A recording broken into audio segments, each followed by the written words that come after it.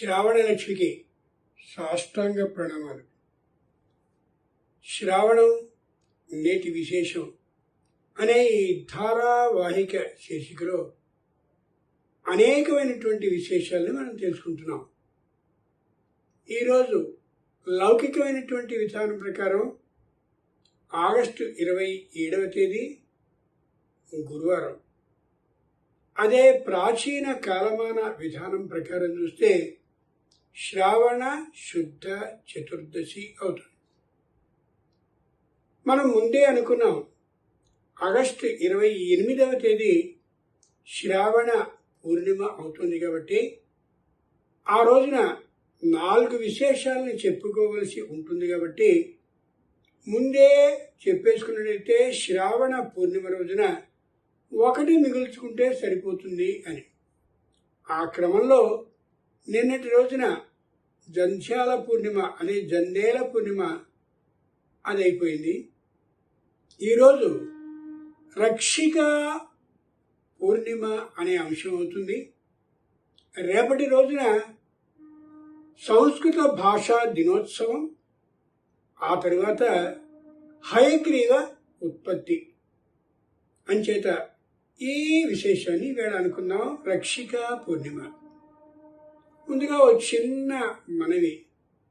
నిన్నటి రోజున జందేల పూర్ణిమలో ఓ శ్లోకం, యో దేవ సవితాస్మాకం ధియో ధర్మాది గోచరా ప్రేరయేచ్చ యద్భర్గః తద్వరేణ్యముపాస్మహే అని చదవాల్సినటువంటి చోటున కొద్దిగా కెమెరామెన్ అభ్యంతరం కలిగించిన కారణంగా ప్రేరయేచ్చ యద్గర్భః అని అన్నాను. అది పొరపాటు. ప్రేరయేచ్చ యద్భర్గః. భర్గః అంటే తేజఃపుంజము అనర్థం. ఆ విషయాన్ని అలా ఆపి ఇప్పుడు రక్షికా పూర్ణిమలోకి వద్దాం. ఇది ఏ విధంగా చేయాలి, ఎవరు ఎవరికి కట్టాలి, ఇది చాలా ముఖ్యమైనటువంటి విషయం. సంప్రాప్తే శ్రావణస్యాంతే పౌర్ణమాస్యాం దినోదయే స్నానం కుర్వీతమతిమాన్ శృతి స్మృతి విధానతః. ఆ రోజు ఉదయం ఎవరి చేతికైతే ఈ రక్షిక పూర్ణిమని రోజున రక్షికా సూత్రాన్ని కట్టదలిచారో వారు శృతి స్మృతి విధానతః వేదోక్తంగా కానీ లేదా పురాణాక్తంగా కానీ చక్కనైనటువంటి స్నానాన్ని పవిత్రాతి పవిత్రమైనటువంటి బుద్ధితో చేయాలట. ఉదయమే వెళ్ళి ఆ రాఖీ సూత్రం కట్టేసేయడం సరికాదు అని. అలాగే మరైతే ఎప్పుడు కట్టాలి, ఏ సమయంలో కట్టాలి? తతో అపరాహ్న సమయే రక్షాపోటలికాం శుభాం రక్షాపోటలికాం శుభాం. ఈ రక్షాపోటలిక అంటే రక్షిక పూర్ణిమ నాడు కట్టవలసినటువంటి ఈ రక్షాసూత్రాన్ని అపరాహ్న సమయే అన్నానికి మధ్యాహ్నం అంటే సరిగ్గా 12 గంటలు దాటాక ఏ 2 గంటల ప్రాంతంలోనో అక్కడికి వెళ్ళి కారయే రక్షతై శస్త్రై సిద్ధార్థైర్హేమభూషితై అక్షతల్ని అలా వేస్తూ ఆశీర్వదిస్తూ అవతలి వారు ఉన్నప్పుడు ఇతడు కానీ ఈమె కానీ అతడి చేతికి కానీ ఆమె చేతికి కానీ కట్టాలి అని శాస్త్రం చెప్పినటువంటి మాట. ఇలా రక్షిక సూత్రాన్ని ముడివేసేటటువంటిది 16 కళలతో చంద్రుడు మానసికంగా దృఢత్వాన్ని కలిగించేటటువంటి ఆ లక్షణాలతో ఉంటాడు కాబట్టి పూర్ణిమ నాడే కట్టాలి అని శాస్త్రం. అయితే అది మాత్రం మధ్యాహ్నం 2 గంటల ప్రాంతం నుండి ప్రదోషకాలం లోపులో కట్టాలి అని. ఇక రక్షణని కలిగించేటటువంటిది కాబట్టి ఇది రక్షికా సూత్రము అయింది. రెండవ పేరు కొందరు రాఖా పూర్ణిమ అంటారు, కొందరు రాఖీ పూర్ణిమ అంటారు, కొందరు రాఖీ సూత్రం అంటారు. ఏది నిజమైన మాట? రాకా అనే మాటకి రాకే చుట్టే అప్రతిపది అని శాస్త్రం చెప్పే మాట. అంటే పట్టు పూర్ణిమ ఉండి పూర్ణిమ తర్వాత ఉండేటటువంటి ప్రతిపత్తి ఏమాత్రము లేకుండా ఏదైతే అవుతుందో దాన్ని రాకా అంటారు. ఆ రోజున ఈ పూర్ణిమ తిథి ఉన్నప్పుడు చక్కగా ఎవరికైతే కట్టదలిచారో వారి దగ్గరికి వెళ్ళి వారి చేత అక్షతల్ని వేయించుకుని ఇదిగో ఈ రాకా సూత్రాన్ని పూర్ణిమ నాడు కట్టాలి అనేది సరైనటువంటి మాట. కాబట్టి ఇది రాకా పూర్ణిమ. మరి రాఖీ పూర్ణిమ అంటున్నారేమిటి? అది సరికానటువంటి మాట. రాకా పూర్ణిమ కాబట్టి రాకా సూత్రం. అది ఇది ప్రమాణం ఎక్కడుంది దీనికి? మనం పురి జగన్నాథ స్వామి ఆలయాన్ని గురించి అనుకున్నాం పూర్వం.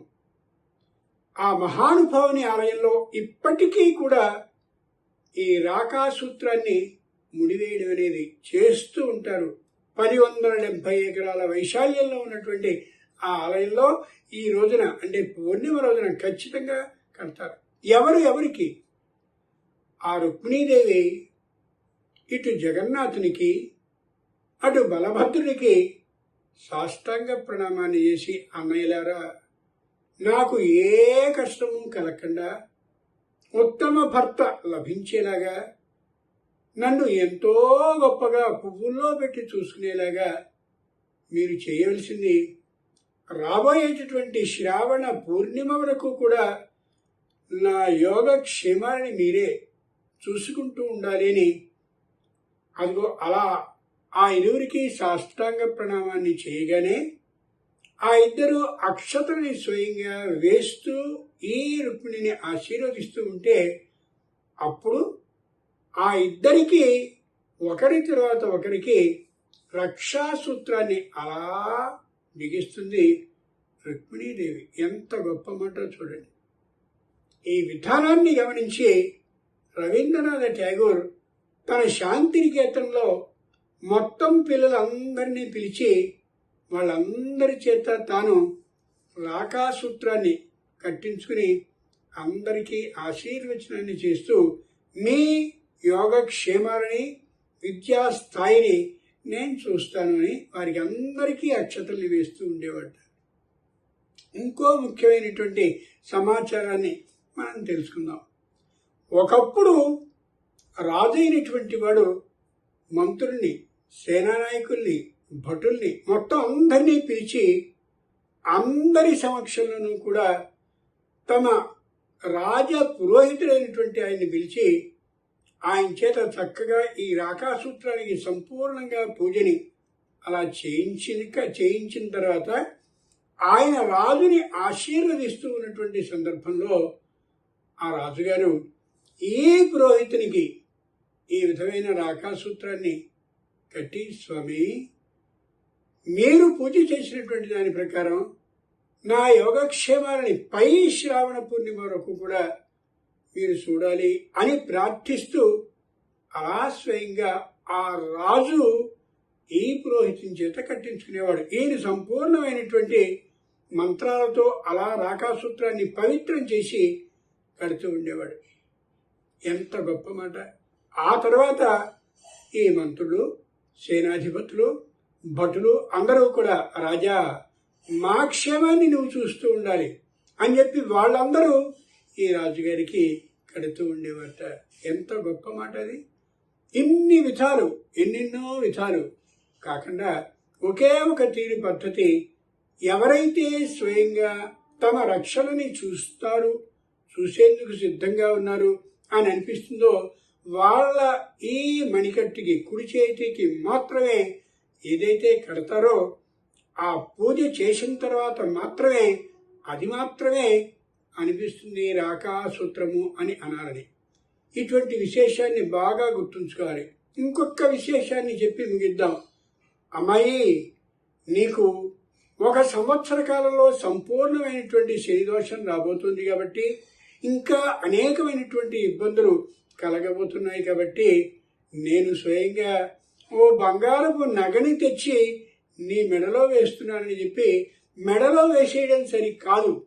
దానికి చేయవలసినటువంటి పూజని ఆయన చేసి పూజ అంతా అయిన తర్వాత తానే మెడలో ఆ సూత్రాన్ని అంటే నగ ఏదైతే ఉందో ఆ బంగారు నగని వేస్తూ నీకు ఎప్పుడు ఏ కష్టం వచ్చినా, నీ తల్లిదండ్రుల వల్ల ఇబ్బంది వచ్చినా, నీ చెల్లి వల్ల ఇబ్బంది వచ్చినా, ఇంకెవరి ద్వారా అయినా నింద వచ్చినా ఆ జాతక ప్రభావం ప్రకారం నేనున్నానని ఎవరైతే ఆ విధంగా పూజ చేశారో ఆయన ద్వారా మెడలో వేయించుకునే విధానం కూడా ఉంది.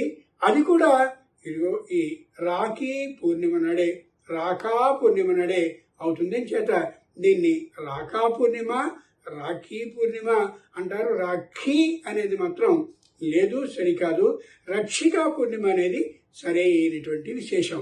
ఇక రేపటి రోజున మనం సంస్కృత భాషా దినోత్సవం గురించి మాట్లాడుకుందాం. అంచేత అంతవరకు స్వస్తి.